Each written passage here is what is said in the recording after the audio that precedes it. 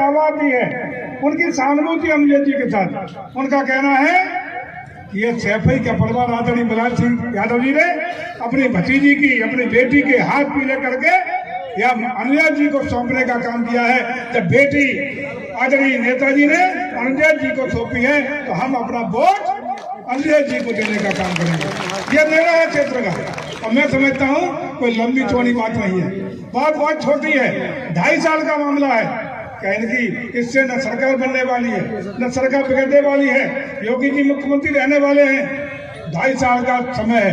मैं समझता हूँ कि अनुजय जी को एक नया नेता ऐसा पैदा कर लो जो आपके सम्मान की लड़ाई, आपके विकास की लड़ाई, सत्ता के द्वारा विकास के कार्य कराए जाने का मार्ग रखने वाले व्यक्ति को चुन के भेज दो, ताकि आपके हित सुरक्षित रहे, आपका क्षेत्र विकसित हो सके, आपके सम्मान सुरक्षित रह सके। तो नई ऊर्जा ताकत मिल करके कम से कम सैफई वालों की गुलामी से मुक्ति मिल सके। तैयार है क्या? तैयार है क्या? बहुत बहुत धन्यवाद। मैं आपसे आग्रह करूंगा इसके लिए अकेले वोट से काम नहीं चलेगा। अकेले वोट से काम चलने वाला नहीं है। केवल 4 दिन का वक्त है। 5वें दिन 20 तारीख को वोट डालना है। 4 दिन के लिए जिनके पास मोबाइल है, बुजुर्ग नहीं चल सकते, मोबाइल अपने हितू नातेदार रिश्तेदारों से संपर्क कर लेना।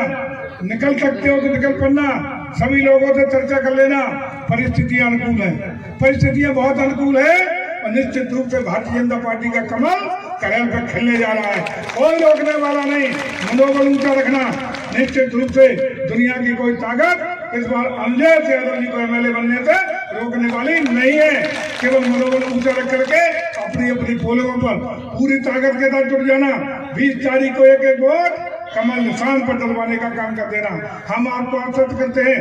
एक और अनुजय यादव जी आपको एमएलए के रूप में आपको दिखाई पड़ेंगे और दूसरी उसके साथ में एक के साथ एक फ्री जयवीर सिंह उत्तर प्रदेश के मंत्री के रूप में कम से कम 2.5 साल की तो गारंटी है ही है। कोई शंका तो नहीं है। पक्का आपकी सेवा में, आपकी सुरक्षा में, आपके सम्मान में सदैव आपके साथ कदम से कदम मिलाकर खड़ा दिखाई पड़ेगा। आदरणीय योगी जी की विशेष कृपा और आशीर्वाद अनुजय जी को मिलने वाला है। आदरणीय डिप्टी सीएम साहब का आपने सुना, आज वो वाराणसी जाने वाले हैं। उसके बावजूद भी उन्होंने मुझसे कहा कि मैं एयरपोर्ट पे बैठा हूँ। विजिबिलिटी भले ही नहीं है, लेकिन मेरी आत्मा ही बोल रही है किसी तरह मेरा सम्मान मेरे आए हुए सब चिंतकों से हो जाए, मेरे समाज के लोगों से हो जाए, मेरा संदेश पहुंच जाए। इसी के लिए उन्होंने कहा और हमने आपसे उनका सम्मान कराने का काम किया है। निश्चित रूप से उनका दिली जुड़ाव आपके साथ है।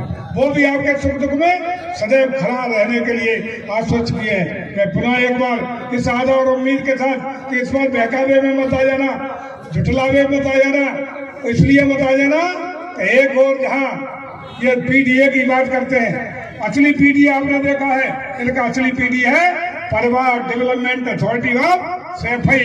उत्तर प्रदेश में लोकसभा के चुनाव होते हैं। लोकसभा के चुनाव में इनकी पार्टी में तो कोई तो एक यादव ऐसा होता जो इस योग्य नहीं इन्होंने समझा कि जो एमपी का चुनाव लड़ लेता। कोई इतना क्षमता नहीं थी, किसी की योग्यता नहीं थी, किसी की दक्षता नहीं थी कि इनको एक टिकट दे देते। 5 की 5 अगर टिकट 5 यादव समाज को देने का काम अखिलेश जी करते हैं तो सिर्फ अपने परिवार में करते हैं।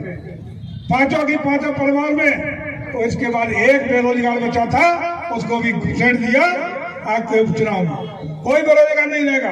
मैं तो बार बार कहता हूँ, वो तो अच्छा हो, भला हो डॉक्टर BR अम्बेडकर साहब का, भला हो भारत के संविधान निर्माता का, जिन्होंने रोक लगा दी कि किसी परिवार का कोई कुत्ता, बिल्ली, भैंस, बकरिया बंदा चुनाव लड़ सकेगा। अगर कहीं संवैधानिक अधिकार रहा होता तो सैफई वाले अपने भेड़, बकरिया, बिल्ली, बंदर, पालतू जानवरों को भी एमएलए बनाने का, MP बनाने का काम करते थे। ऐसे लोगों से सावधान रहिए।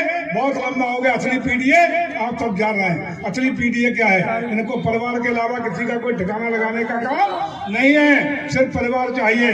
और खास रूप से आए हुए सभी लोगों से कहेंगे कि हर वर्ग, धर्म और जाति का सम्मान कहीं हो सकता है तो भारतीय जनता पार्टी में हो सकता है। 17 तक आपने देखा है जो गुंडे अराजकता थी, आज उत्तर प्रदेश में आदरणीय योगी जी की सरकार आपने जो बनाई, उस सरकार के बनने के बाद उत्तर प्रदेश में जिस प्रकार से कानून का राज स्थापित हुआ, सुशासन हुआ, आज भेड़, बकरी और शेर एक घाट पे पानी पी रहे हैं। किसी माई के लाल की हैसियत नहीं है कि हमारे किसी भी गरीब, दबे कुचले, शोषित, पीड़ित, वंचित व्यक्ति पर गुंडाई कर ले, उसकी जमीन पर कब्जा कर ले, उसके साथ अन्याय कर ले।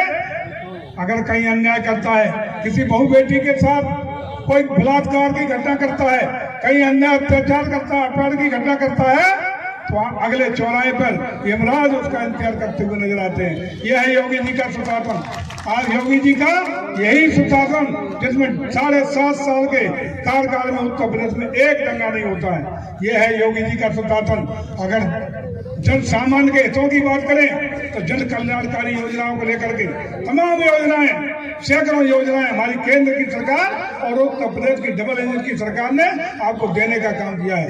आपको ये भी याद होगा कि आदरणीय मोदी जी के द्वारा, आदरणीय योगी जी के द्वारा जब देश में कोरोना का समय आया तो उन्होंने एक ऐलान किया कि हम देश में किसी भी गरीब को भूखे पेट नहीं सोने देंगे, सभी को राशन देने का काम करेंगे। और राशन मिल रहा है। आदरणीय योगी जी, मोदी जी ने कह दिया कि राशन देंगे और 2029 तक, जब तक हमारी सरकार केंद्र में है, लगातार सभी गरीबों को राशन की व्यवस्था होगी।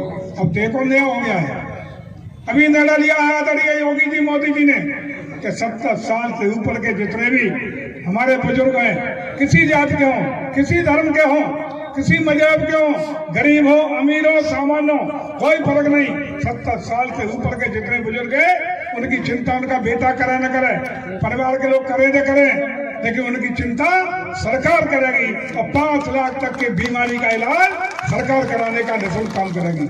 सभी को इलाज की व्यवस्था, हर घर को पक्की छत की व्यवस्था, हर एक गरीब परिवार को उनके आगे गरीबी की रेखा से ऊपर लाने की योजनाएं हमारी सरकार ने देने का काम किया है। हमारी सरकार सभी के हितों की चिंता कर रही है और हम आपको आश्वस्त करते हैं कि एक बार अनुजन जी को जिताइए, उत्तर प्रदेश की सरकार आपके दरवाजे पर दस्तक देगी, आपकी भलाई के लिए, आपके कल्याण के लिए, आपके सम्मान के लिए।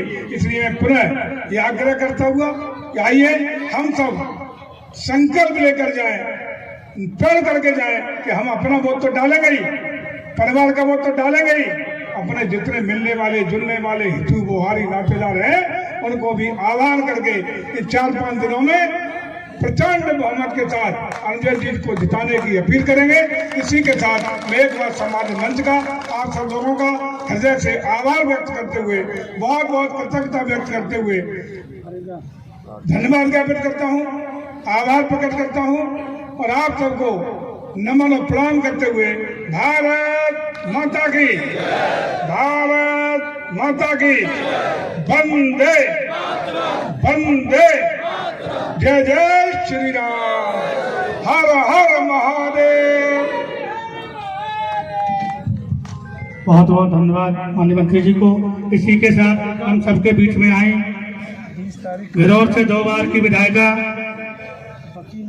आदरणीय उर्मिला यादव जी से मैं अनुरोध करूंगा, माता जी से मैं माइक नहीं दे रहा हूं आपको, ठीक पैसा लेना वकील, हम सबको मार्गदर्शन दें। जोरदार तालियों से स्वागत करिए एक बार हल्का के। आज के इस कार्यक्रम के अध्यक्ष महोदय